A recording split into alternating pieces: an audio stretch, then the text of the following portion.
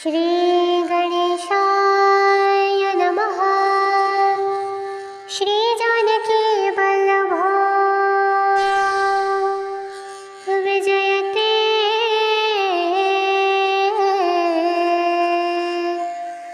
श्री रामचरितमानस पंचम सोपान।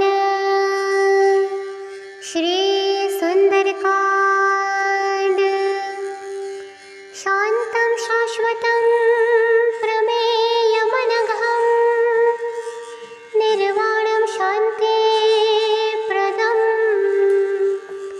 ब्रह्मा शम्भो फणिदृश्यव्यमनिशं वेदान्तवेद्यं विभुं रामाख्यं जगदीश्वरं सुरगुरुं मायामनुष्यं हरिं वन्देऽहं करुणाकरं रघुवरं भूपालचूडामणिं नानास्पृहा रघुपतेर्हृदयस्मदीये सत्यं वदामि च भवानखिलात्मरात्मा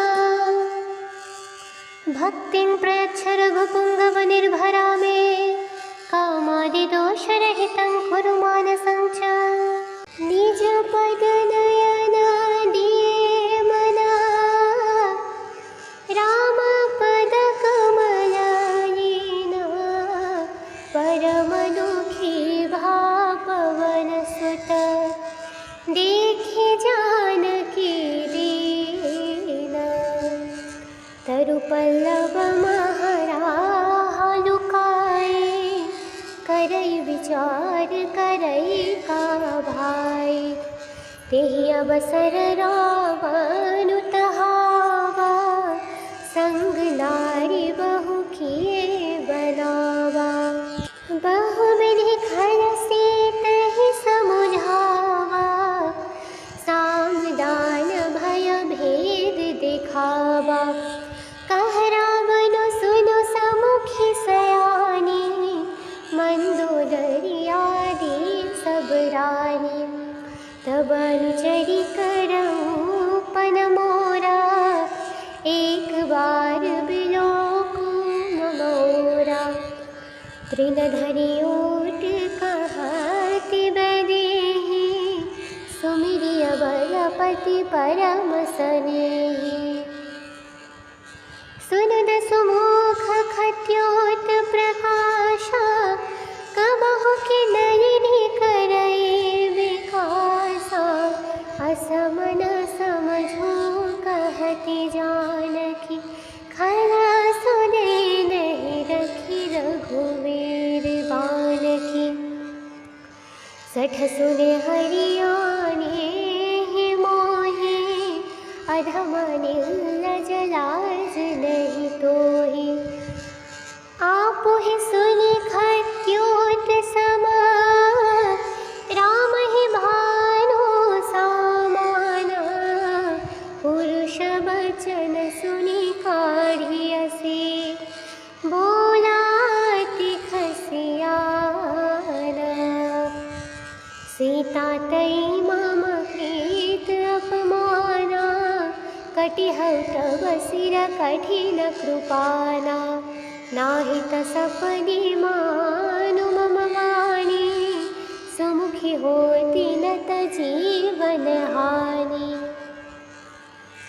श्याम सरोज दाम सम सुंदर प्रभु भुज करी कर समरस कंधर सुभुज कंठ की तवासी घोरा सुन सठस प्रबाल फल मोरा चंद्रहास हरुमाम परितापं रघुपति विरह नल संजातं शीतलनिशित बहसि बरधारा कह सीता हरु मम दुख भारा सुनत वचन पुनि मारन धावा मय तनयांकधि नीति बुझावा कहे से सकल निशिचर न बुलाए सीतहि बहु विधि त्रास हो जाए मास दिवस माहु कहा न माना तम भवन गयो रस कंधरा, यहाँ पिशाचिनी वृंदा, सीतहि त्रास देखावहि, धरहि नृप बहु मंदा। निज पद नयन दिए मना, राम पद कमलायना, परम दुखी भा पवन सुत, देखे जानकी दीना। तरु पल्लव महरा लुकाए, करई विचार करई का भाई। तेहि अवसर रावण तहावा, संग नारी बहु किए बनावा। बहुविधि खल सीतहि समुझावा, साम दान भय भेद दिखावा। कह रावण सुनो समुखी सयानी, मंदोदरी आदि सब रानी। तब अनुचरी करऊं पन मोरा, एक बार बिलोकु मोरा। तृण धरि ओट कहति बदेहि, सुमिरिय बलपति परम सनेहि। सुनद सुमुख खद्योत प्रकाशा, कबहु किन्नरि करई विकासा। असम न समझो कहति जानकी, खरा सुने नहीं रखी रघुवीर बानकी। सठ सुने हरियाणे ही मोहि, अधम निर्लज लाज नहीं तोहि। आपु ही सुनि खद्योत समा, राम ही भानु सामाना। पुरुष बचन सुनि काढ़ियसि, बोलाति खसियाना। सीता तई मम प्रीत अपमाना, कटिहउ तब सिर कठिन कृपाना।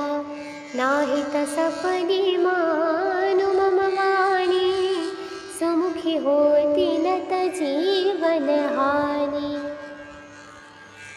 श्याम सरोज दाम सम सुंदर, प्रभु भुज करी कर समरस कंधर। सुभुज कंठ की तवासि घोरा, सुन सठस प्रबाल फल मोरा। चंद्रहास हरुमाम परितापं, रघुपति विरह नल संजातं। शीतलनि सितवहसि बरधारा, कह सीता हरु मम दुख भारा। सुनत वचन पुनि मारन धावा, मय तनयांकधि नीति बुझावा।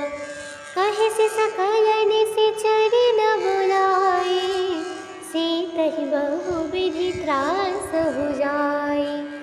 मास दिवस माहु कहा न माना, तऊ मई मार बिकाढ़ि कृपाना।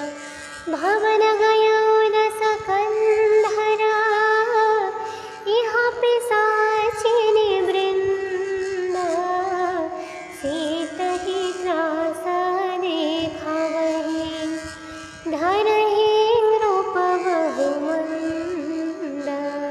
निज पद नयन दिए मना, राम पद कमलायना। परम दुखी भा पवन सुत, देखे जानकी दीना। तरु पल्लव महरा लुकाए, करई विचार करई का भाई। तेहि अवसर रावण तहावा, संग नारी बहु किए बनावा। बहु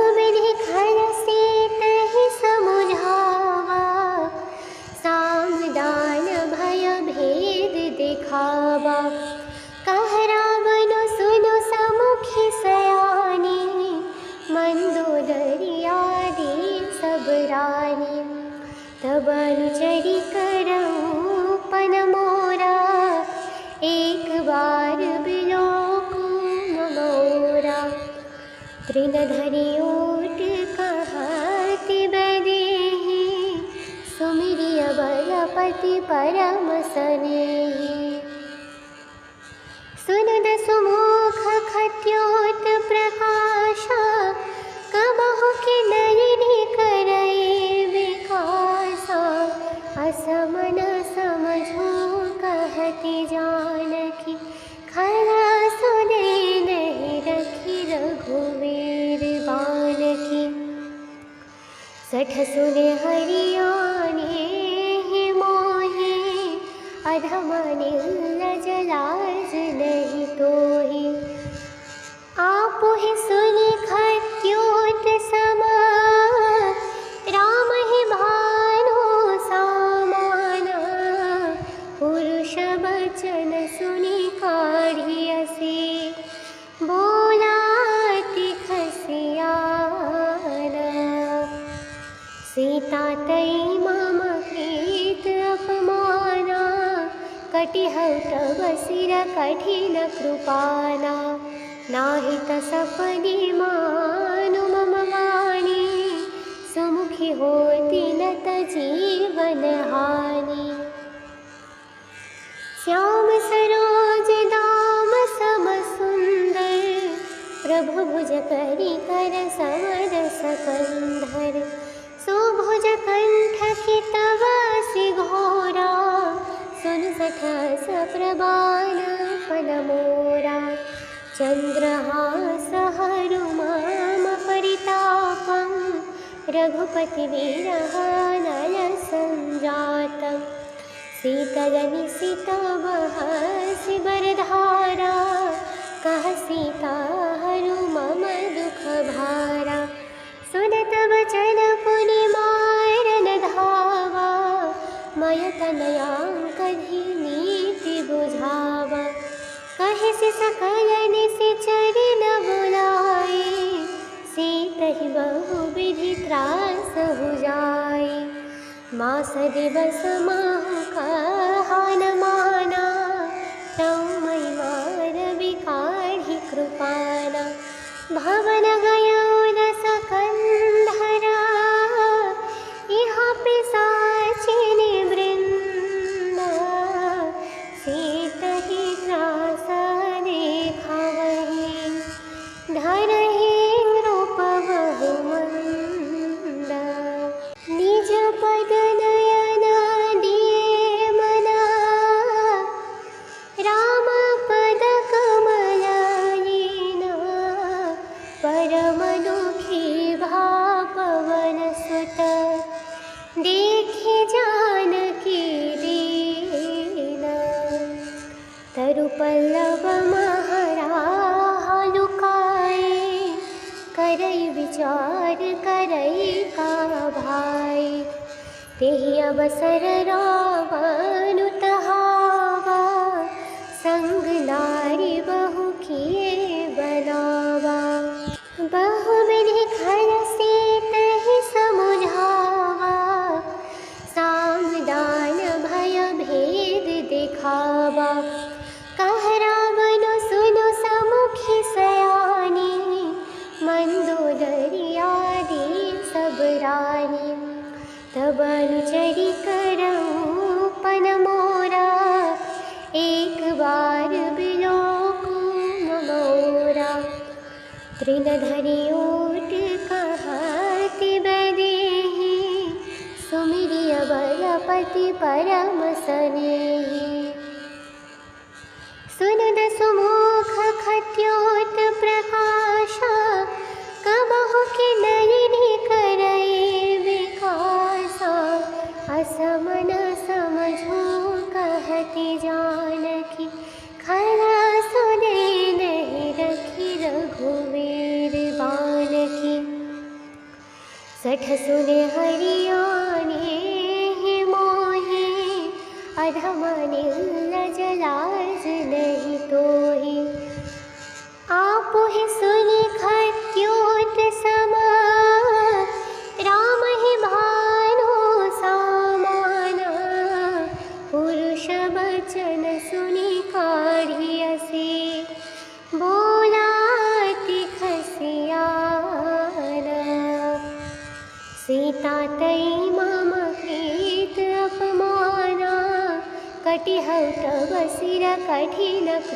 कृपाना नाही तसपदी मानु मम वाणी सुमुखी होती नत जीवन हानि श्याम सरोज दाम सम सुंदर प्रभु भुज करी कर समर सकंधर सुभुज कंठ की तवासी घोरा सुन सठस प्रबाल फल मोरा चंद्रहास हरु मम परितापं रघुपति वीरहनल संजातं शीतलनिशित बहसि बरधारा कह सीता हरु मम दुख भारा सुनत वचन पुनि मारन धावा मय तनयांकधि नीति बुझावा कहे से सकल निशिचरि न बुलाए सीतहि बहु विधि त्रास हो जाए मास दिवस माहु कहा न माना तौ मई मार विकाढ़ि कृपाना भवन गयो न सकंधरा यहाँ पिशाचिनी वृंदा सीतहि त्रास देखावहि धरहि रूप बहु मंदा निज पद नयन दिए मना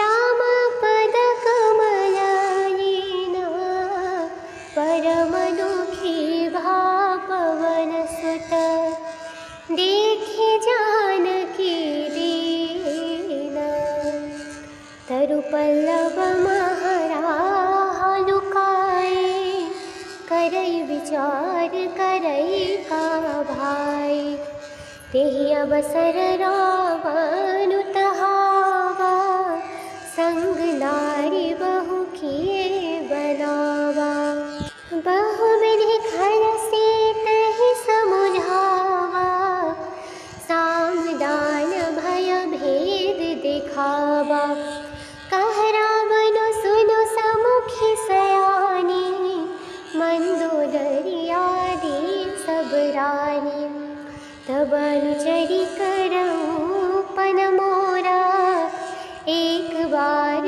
बिलोकु मोरा तृणधरी ओट कहति बदेहि सुमिरिय बलपति परम सनेहि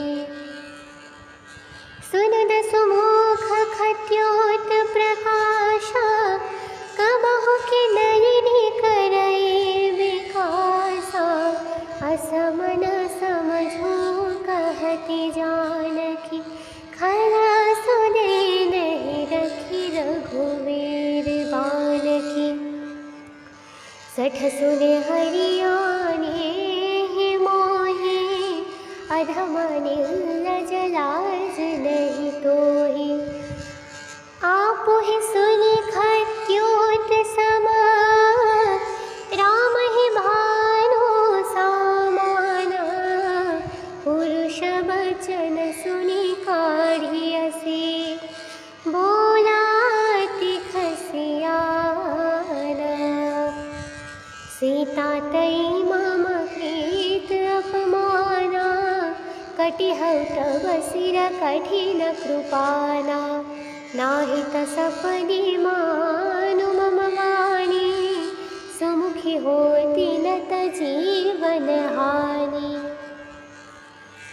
श्याम सरोज दाम सम सुंदर प्रभु भुज करी कर समर सकंधर सुभुज कंठ की तवासी घोरा सुन सठस प्रबाल फल मोरा चंद्रहास हरु मम परितापं रघुपति वीरहनल संजातं शीतलनिशित बहसि बरधारा कह सीता हरु मम दुख भारा सुनत वचन पुनि मारन धावा मय तनयांकधि नीति बुझावा कहे से सकल निशिच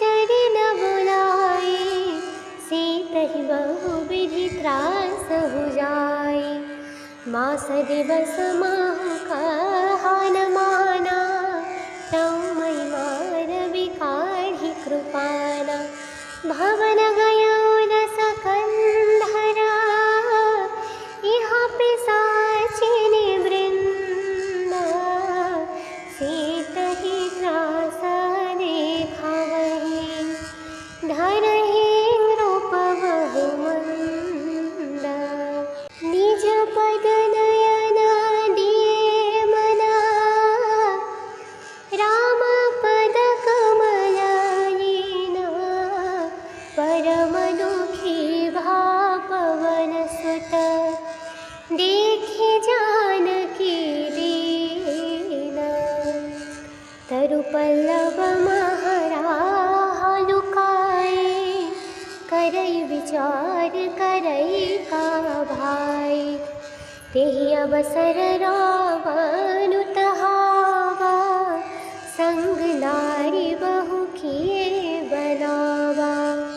बहुविधि खल सीतहि समुझावा, साम दान भय भेद दिखावा।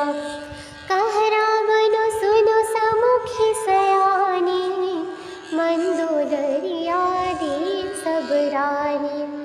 तब अनुचरी करऊं पन मोरा, एक बार बिलोकु मोरा।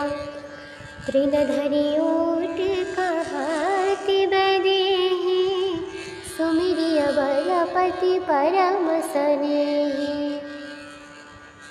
सुनद सुमुख खद्योत प्रकाशा, कबहु कि नयनि करई विकासा। असमन समझो कहति जानकी, खला सुने नहीं रखी रघुवीर बानकी। सठ सुने हरियाणे ही मोहि, अधम निर्लज लाज नहीं तोहि। आपुहि सुनि खद्योत समा, राम ही भानु सामाना। पुरुष बचन सुनि काढ़ी असी, बोला अति खसियाना। सीता तई मम प्रीत अपमाना, कटिहउ तब सिर कठिन कृपाना। नाही त सपनि मानु मम वाणी, सुमुखी होती न त जीवन हानि। श्याम सरोज दाम सम सुंदर, प्रभु भुज करी कर समरस कंधर। सुभुज कंठ की तवसि घोरा, सुन सठस प्रबाल पन मोरा। चंद्रहास हरु मम परितापं, रघुपति विरह नल संजातं। शीतल निशित बहसि बरधारा, कह सीता हरु मम दुख भारा। सुनत बचन पुनि मारन धावा, मय तनयांकहि नीति बुझावा। कहिसि सकल निशिचर न बुलाए, सीतहि बहुविधि त्रास हो जाए। मास दिवस माहु कहान माना, तौ महिमा रवि काढ़ी कृपाना। भवन गयो दस कंधरा, यहाँ पिशाचिनी वृंदा। सीतहि त्रास देखावहि, धरहि नृप बहु मंदा। निज पद नयन दिए मना, राम पद कमलयिना। परम दुखी भा पवन सुत, देखे जानकी दीना। तरु पल्लव महराहा लुकाए, करई विचार करई का भाई। तेहि अवसर रावनु तहावा, संग नारी बहु किए बनावा। बहुविधि खल से तहि समुझावा, साम दान भय भेद दिखावा। कह रावण सुनु समुखी सयानी, मंदोदरी आदि सब रानी। तब अनुचरी करऊं पन मोरा, एक बार बिलोकु मोरा। तृण धरि ओट कहति बदेहि, सुमिरिय बलपति परम सनेहि। सुनद सुमुख खट्योत प्रकाशा, कबहु कि नयनि करई विकासा। असम न समझो कहति जानकी, खरा सुने नहीं रखी रघुवीर बानकी। सठ सुने हरियाणे ही मोहि, अधम निर्लज लाज नहीं तोहि। आपु ही सुनि खट्योत समा, राम ही भानु सामाना। पुरुष बचन सुनि काढ़ियसि, बोला अति खसियाना। सीता तई मम प्रीत अपमाना, कटिहउ तब सिर कठिन कृपाना। नाही त सपदि मानु मम वाणी, सुमुखी होती न त जीवन हानि। श्याम सरोज दाम सम सुंदर, प्रभु भुज करी कर समरस कंधर। सुभुज कंठ की तव सि घोरा, सुन सठस प्रबाल फल मोरा। चंद्रहास हरु मम परितापं, रघुपति विरह नल संजातं।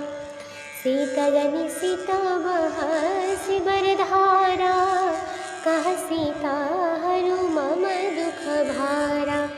सुनत वचन पुनि मारन धावा, मय तनयांकधि नीति बुझावा। कहिसि सकल निशिचर न बुलाए, सीतहि बहुविधि त्रास हो जाए। मास दिवस माहु कहा न माना, तऊ मई मार बिकाढ़ि कृपाना। भवन गयौ दस कंधरा, इहाँ पिशाचिनि वृंदा। सीतहि त्रास देखावहि, धरहि नृप बहु मंदा। निज पद नयन दिए मना, राम पद कमल लीना। परम दुखी भा पवन सुत, देखे जानकी दीना। तरु पल्लव महराहा लुकाए, करई विचार करई का भाई। तेहि अवसर रावनु तहावा, संग नारी बहु किए बनावा। बहुविधि खल से तहि समुझावा, साम दान भय भेद दिखावा।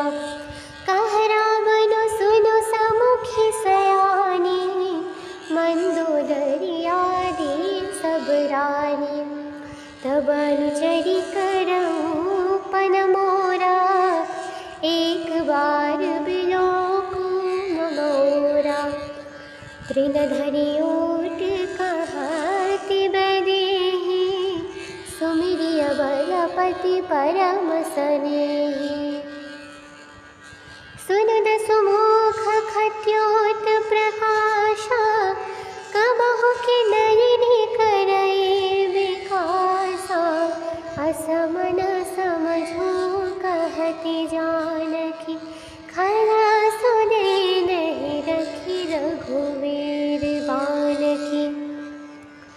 सठ सुने हरियाणे ही मोहे, अधम निर्लज लाज नहीं तोहि। आप ही सुनि खद्योत समा, राम ही भानु सामाना। पुरुष बचन सुनि काढ़ियसे, बोलाति खसियाना। सीता तई मम प्रीत अपमाना, कटिहौ तब सिर कठिन कृपाना। नाहित सपदि मानु मम वाणी, सुमुखी होती नत जीवन हानि। श्याम सरोज दाम सम सुंदर, प्रभु भुज करी कर समरस कंधर। सुभुज कंठ की तवासी घोरा, सुन सठस प्रबाल फल मोरा। चंद्रहास हरु मम परितापं, रघुपति विरह नल संजातं। शीतल निशित बहसि बरधारा, कह सीता हरु मम दुख भारा। सुनत वचन पुनि मारन धावा, मय तनयांकधि नीति बुझावा। कहिसि सकल निशिचरि न बुलाए, सीतहि बहुविधि त्रास बुझाए। मास दिवस माहु कहा न माना, तौ मई मारवि काढ़ि कृपाना। भवन गयौ दस कंधरा, इहाँ पिशाचिनि वृंदा।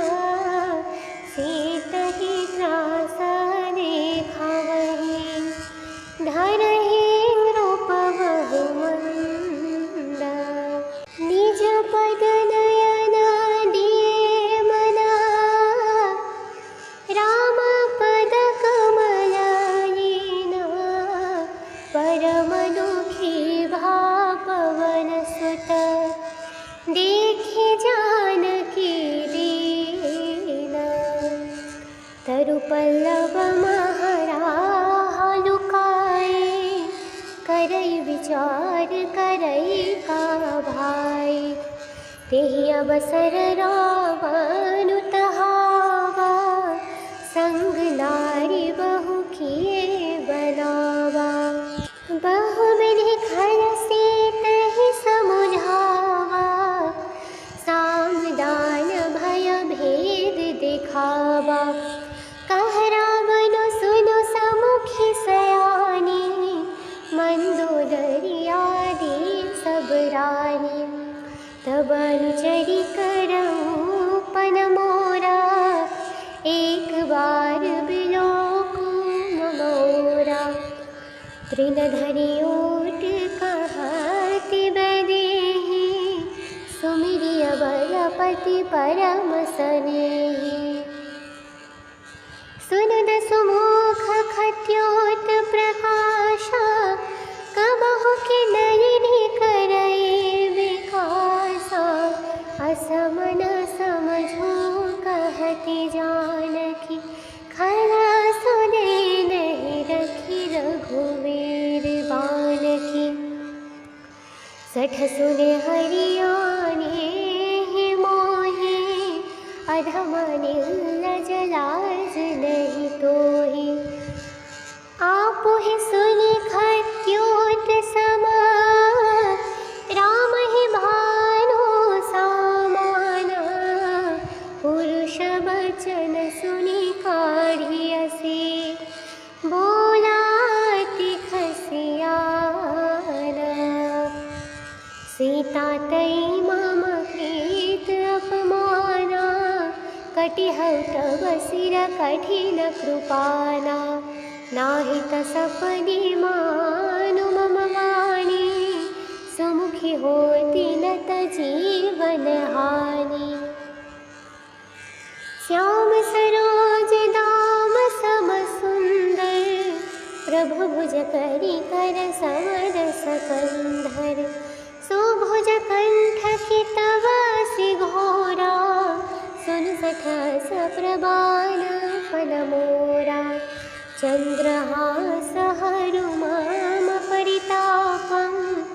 रघुपतिवीरः नरसञ्जातं शीतलनिशितवहसि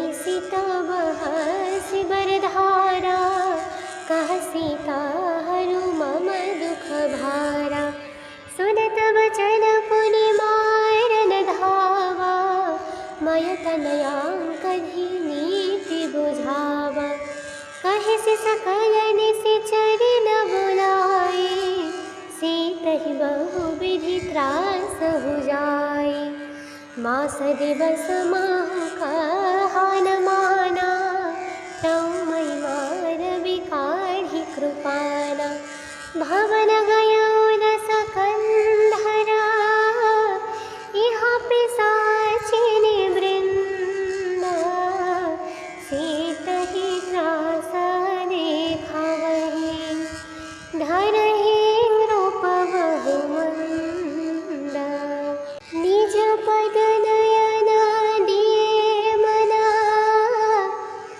राम पद कमलायिना परम दुखी भा पवन सुत देखे जानकी दीना तरु पल्लव महराहा लुकाए करई विचार करई का भाई तेहि अवसर रावण तहावा संग नारी बहु किए बनावा बहुविधि खल सीतहि समुझावा साम दान भय भेद दिखावा कह रावण सुनो समुखी सयानी मंदोदरी आदि सब रानी तब अनुचरी करऊं पन मोरा एक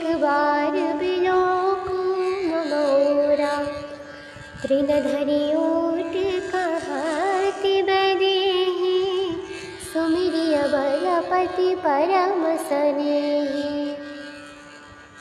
सुनद सुमुख खत्योत प्रकाशा कबहु के नयनि करई विकासा असमन समझो कहति जानकी खरा सुने नहीं रखी रघुवीर बानकी सठ सुने हरियाणे ही मोहे अधम निर्लज लाज नहीं तोहि आपु ही सुनि खत्योत समा राम ही भानु सामाना पुरुष वचन सुनि काढ़ियसि बोलाति खसियाना सीता तई मम प्रीत अपमाना कटिहौ तव सिर कठिन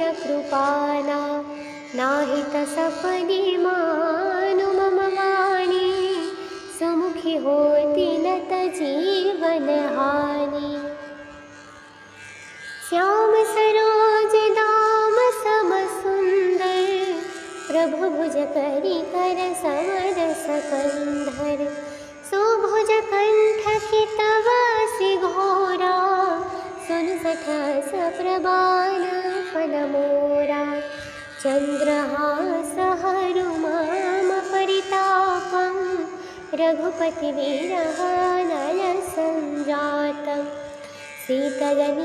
शीतलनिशितवहसि वरधारा कह सीता हरु मम दुःखभारा सुनत वचन पुनि मारन धावा मय तनयाङ्कहि नीति बुझावा कहिसि सकल निशिचरि न बुलाए सीतहि बहुविधि त्रास हुजाए मास दिवस माहु कहा न माना तौ मयि मार बिकाढ़ि कृपाना भवन गयो न सकंधरा यहाँ पिशाचिनी वृंदा सीतहि त्रास देखावहि धरहि नृप बहुमंदा।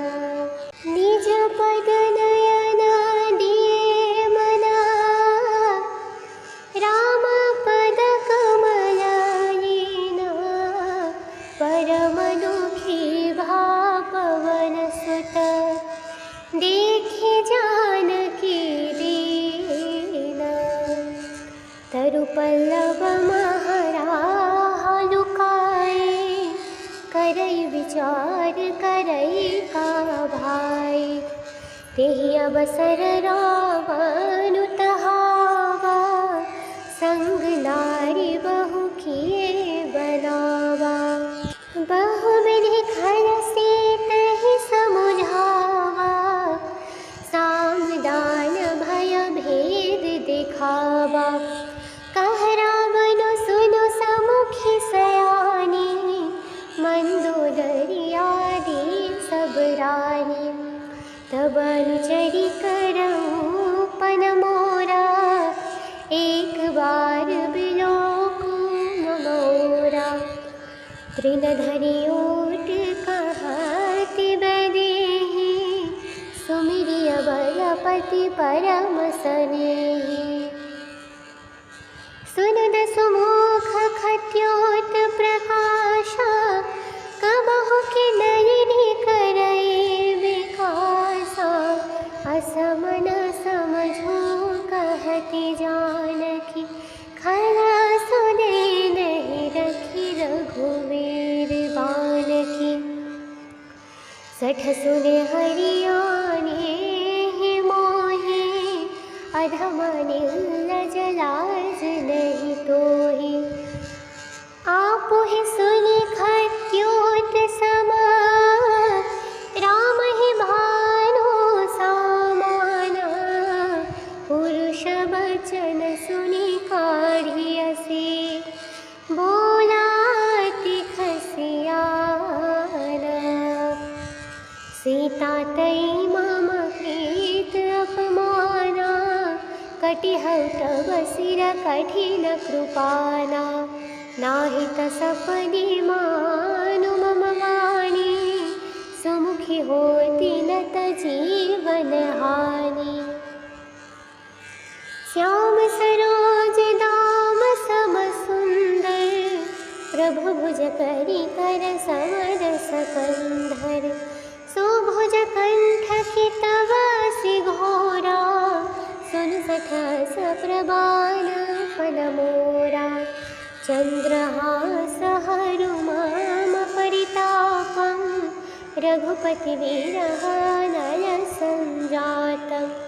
शीतल निशित बहसि बरधारा, कह सीता हरु मम दुख भारा। सुनत वचन पुनि मारन धावा, मय तनयांकधि नीति बुझावा। कहिसि सकल निशिचर न बुलाए, सीतहि बहुविधि त्रास हो जाए।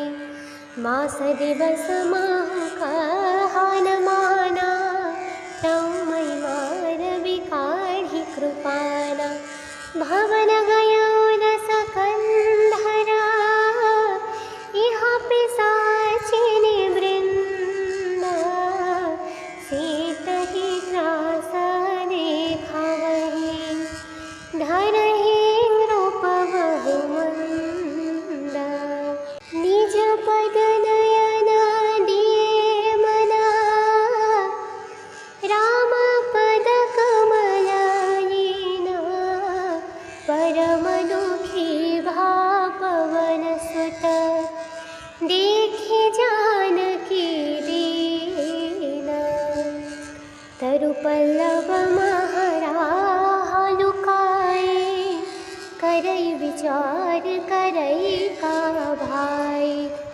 तेहि अवसर रावण तहावा, संग नारी बहु किए बनावा। बहुविधि खल से तहि समुझावा, साम दान भय भेद दिखावा। कह रावण सुनो समुखी सयानी, मंदोदरी आदि सब रानी। तब अनुचरी करऊं पन मोरा, एक बार बिलोकु मोरा। तृण धरि ओट कहति बदेहि, सुमिरिय बलपति परम सनेहि। सुनद सुमुख खद्योत प्रकाशा, कबहु कि नयनि करई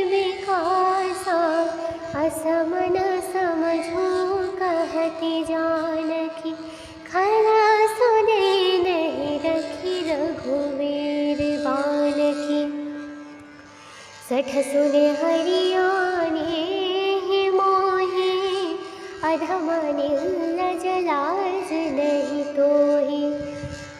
आपु ही सुनि खद्योत समा, राम ही भानु सामाना। पुरुष बचन सुनि काढ़ियसे, बोलाति खसियाना। सीता तई मम प्रीत अपमाना, कटिहौ तब सिर कठिन कृपाना। नाहि त सपदि मानु मम वाणी, सुमुखी होती न त जीवन हानि। श्याम सरोज दाम सम सुंदर, प्रभु भुज करी कर समरस कंधर। सुभुज कंठ की तवासी घोरा, सुन सठस प्रबाल फल मोरा। चंद्रहास हरु मम परितापं, रघुपति विरह नल संजातं। शीतल निशित बहसि बरधारा, कह सीता हरु मम दुख भारा। सुनत बचन पुनि मारन धावा, मय तनयांक नीति बुझावा। कहिसि सकल निशिचर न बुलाए, सीतहि बहुविधि त्रास हो जाए। मास दिवस माहु कहा न माना, तौ मई मारबि काढ़ि कृपाना। भवन गयौ न सकंधरा, इहाँ पिशाचिनि वृंदा। सीतहि त्रास देखावहि, धरहि नृप बहु मंदा। निज पद नयन दिए मना, राम पद कमल लीना। परम दुखी भा पवन सुत, देखि जानकी दीना। तरु पल्लव महराहा लुकाए, करई विचार करई का भाई। तेहि अवसर रावण तहावा, संग नारी बहु किए बनावा। बहुविधि खल सीतहि समुझावा, साम दान भय भेद दिखावा। कह रावण सुनु समुखी सयानी, मंदोदरी आदि सब रानी। तब अनुचरि करऊं पन मोरा, एक बार बिलोकु मोरा। तृण धरि ओट कहति बदेहि, सुमिरिय बलपति परम सनेहि। सुनद सुमुख खद्योत प्रकाशा, कबहु कि नयनि करई विकासा। असम न समझो कहति जानकी, खला सुने नहीं रखी रघुवीर बानकी। सठ सुने हरियाणे हे मोहे, अधम निर्लज लाज नहीं तोहि। आपु ही सुनि खद्योत समा, राम ही भानु सामाना। पुरुष बचन सुनि काढ़ियसे, बोलाति खसियाना। सीता तई मम प्रीत अपमाना, कटिहौ तब सिर कठिन कृपाना। नाहि त सपदि मानु मम वाणी, सुमुखी होती न त जीवन हानि। श्याम सरोज दाम सम सुंदर, प्रभु भुज करी कर समरस कंधर। सुभुज कंठ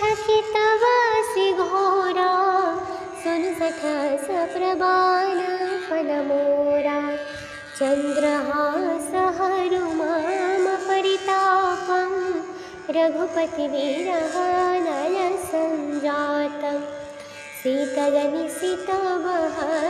वरधारा कः सीता हरु मम दुःखभारा सुनत वचन पुनिमारन धावा मय तनयाङ्कधि नीति बुझावा कहे से सकलन से चरिन बुलाए सीतहि बहु विधि त्रास हो जाए मास दिवस माहु कहान माना तौ मई मार विकाढ़ि कृपाना भवन गयो न सकंधरा यहाँ पिशाचिनी वृंदा सीतहि त्रास देखावहि धरहि नृप बहु मंदा निज पद नयन दिए मना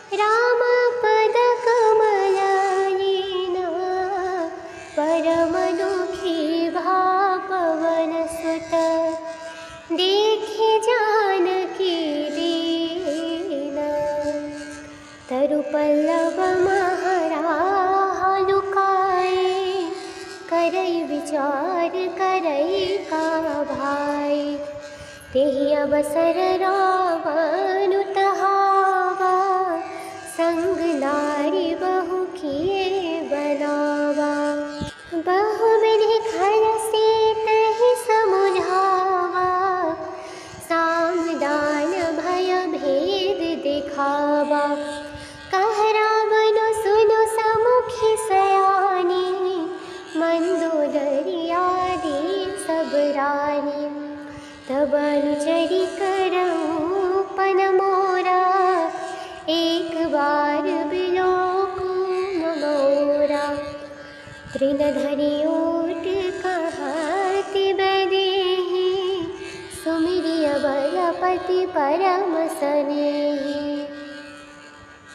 सुनद सुमुख खत्योत प्रकाशा कबहु के नयनि करई विकासा असमन समझो कहति जानकी खरा सुने नहीं रखी रघुवीर बानकी सठ सुने हरियाणे ही मोहि अधम निर्लज लाज नहीं तोहि आपु ही सुनि खत्योत समा राम ही भानु सामाना पुरुष बचन सुनि काढ़ियसि बोलाति खसियाना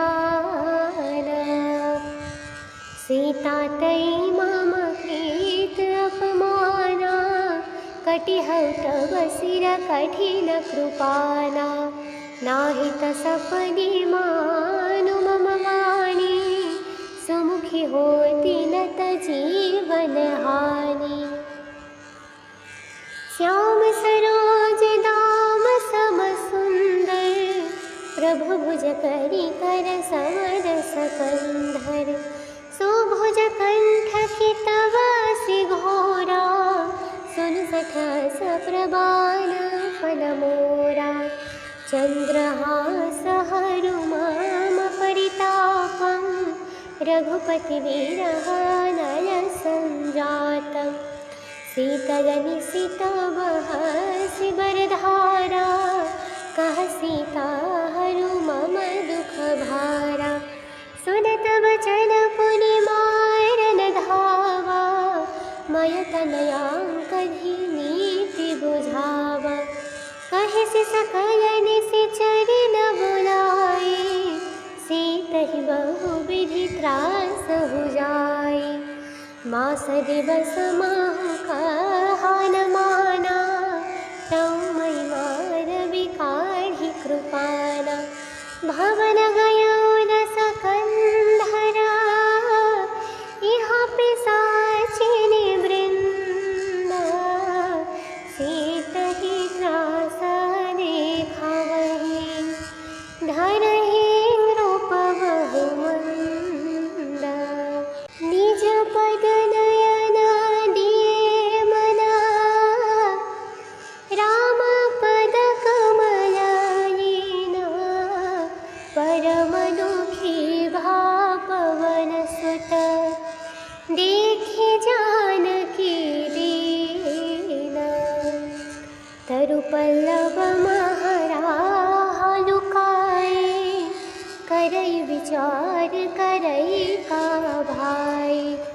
तेहि अवसर रावण तहावा, संग नारी बहु किए बनावा। बहुविधि खल से तहि समुझावा, साम दान भय भेद दिखावा। कह रावण सुनो समुखी सयानी, मंदोदरी आदि सब रानी। तब अनुचरी करऊं पन मोरा, एक बार बिलोकु मोरा। तृणधरि ओट कहति बैदेही, सुमिरिय बलपति परम सनेही। सुनद सुमुख खत्योत प्रकाशा, कबहु के नयनि करई विकासा। असमन समझो कहति जानकी, खरा सुने नहीं रखी रघुवीर बानकी। सठ सुने हरियाणे ही मोहे, अधम निर्लज लाज नहीं तोहि। आपु ही सुनि खत्योत समा, राम ही भानु सामाना। पुरुष बचन सुनि काढ़ियसे, बोलाति खसियाना। सीता तई मम प्रीत अपमाना, कटिहउ तब सिर कठिन कृपाना। नाहित सपदि मानु मम वाणी, सुमुखी होती नत जीवन हानि। श्याम सरोज दाम सम सुंदर, प्रभु भुज करी कर समरस कंधर। सुभुज कंठ की तव सि घोरा, सुन सठस प्रबाल फल मोरा। चंद्रहास हरु मम परितापं, रघुपति विरह नल संजातं। शीतलनिशित बहसि बरधारा, कह सीता हरु मम दुख भारा। सुनत बचन पुनि मारन धावा, मय तनयांकधि नीति बुझावा। कहि सि सकल निशिचरि न बुलाए, सीतहि बहु विधि त्रास हो जाए। मास दिवस